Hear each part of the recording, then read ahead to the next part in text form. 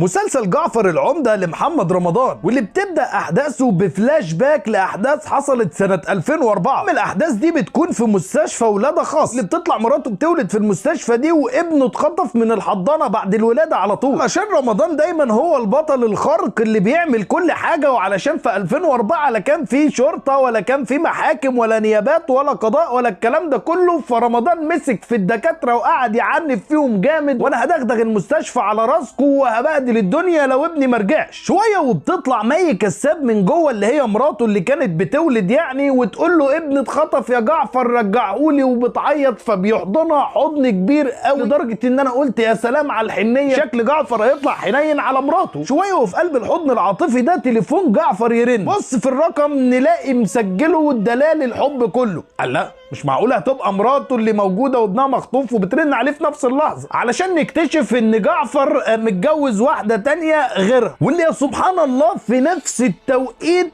تقول له الحق يا جعفر في ناس طلعت عليا وضربتني وسقطوا ابنك اللي انا حامل فيه. هنا تسال سؤال، مراتته الاتنين حامل في نفس التوقيت وفي نفس الوقت واحد يتخطف والتاني يموت؟ جعفر ده مش لو قاضي عرف هيحصل معاه كده، ده لو واكل مال اليتيم مش هيحصل معاه كده في نفس الوقت. ما جعفر راح لضابط الشرطه وقعد معاه، الضابط بيقول له ان حظك الابيض، حظه الابيض ايه بعد المدعكه اللي حصلت له دي، انه في 2004 ده كان في كاميرات في المستشفى، كاميرات مراقبه في المستشفى. والمعجزه الاكبر بقى ان دي صور الكاميرات اللي لقطت اللي خطف ابن جعفر. يا راجل ده لو مصور بايفون 14 برو ماكس مش هتطلع الجوده والقرب ده بالشكل ده. مش مهم، خلينا ما ندققش على التوافق دي ونكمل الاحداث. جعفر طلع متجوز 3، اللهم صل على النبي، عشان الرجاله اللي متجوزه 3 بتعدل ما بينهم، فقرر يعدل ما بينهم حتى في الدبل، لابس ال3 دبل بتاعتهم في ايده. يعجبني التفاصيل والتدقيق في التفاصيل. ما بيننا فضالي واللي قايمه بدور مرات جعفر الثالثه، واللي هي وامها بتوع اعمال، واللي راحوا لدجال علشان ما خلفتش من جعفر، فراحوا لدجال عشان يخليها تخلف من جعفر، فيديها حجاب تحطه له تحت المخده عشان يخلفوا يعني. نيجي هنا بقى للفنانه القديره هالة صدقي، واللي بتقوم بدور الست صفيه والده جعفر العمدة، واللي قايمه بدور الحما القويه اللي بتحب اللي يشكر فيها قوي، لدرجه ان لما الراجل اللي شغال عندهم لقط مرات جعفر وامها رايحين لدجال راح قال لها، ففضلت تقول له بطريقه كوميديه اللهم احفظنا اللهم احفظنا، وتلطش فيه بالاقلام. نصيحه للست هالة صدقي، بلاش كوميدي عشان نقدر نكمل المسلسل. اما ده بقى عزيزي المشاهد فسيد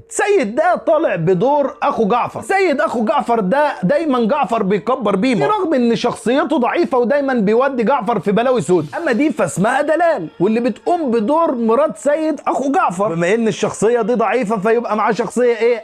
ايوه بالظبط، كياده وما بتحبش جعفر، ودايما بتحقد عليه ان هو ذو صيت ومال وجاه، واخوه تافه جنبه. نيجي بقى لعصام السقا واللي قايم بدور نعيم اخو دلال، واللي طلع بدور انه شخصيه جدعه وساند جعفر في شغله وشايل له معظم شغله. نيجي بقى للفنانه الكوميديه التراجيديه هالة صدقي، اللي بتحب ابو جعفر العمده لدرجه انها بتحب اي حاجه من ريحته، بتحب ريحه المعسل لدرجه انها بتحطه في المبخره وتقعد تشم فيه، واللي كل شويه على الاكل تطلع صورته، ايوه صورته زي ما انت شايف قدامك كده، محمد رمضان برضه بيعمل وهو لسه شاب، وبيعمل دور ابوه. ما فيش ممثلين يقدروا يقوموا بنفس شكل محمد رمضان، فبيضطروا ان هم يكبروه على البرامج بتغيير الوش بالذكاء الاصطناعي. بص مجملا انا حسيت ان انا بتفرج على ميكس ما بين مسلسل الاسطوره ومسلسل البرنس، وحسيت ان انا بشوف رفاعي الدسوقي في شكل جعفر العمدة، انهم بدلوا دور ادوارد في البرنس بالراجل اللي اسمه سيد اللي هو المفروض اخو جعفر هنا، برضه شخصيه ضعيفه ومراته اللي بتتحكم فيه. لو انت من الاشخاص اللي حبت رفاعي الدسوقي ومسلسل الاسطوره هتحب المسلسل ده.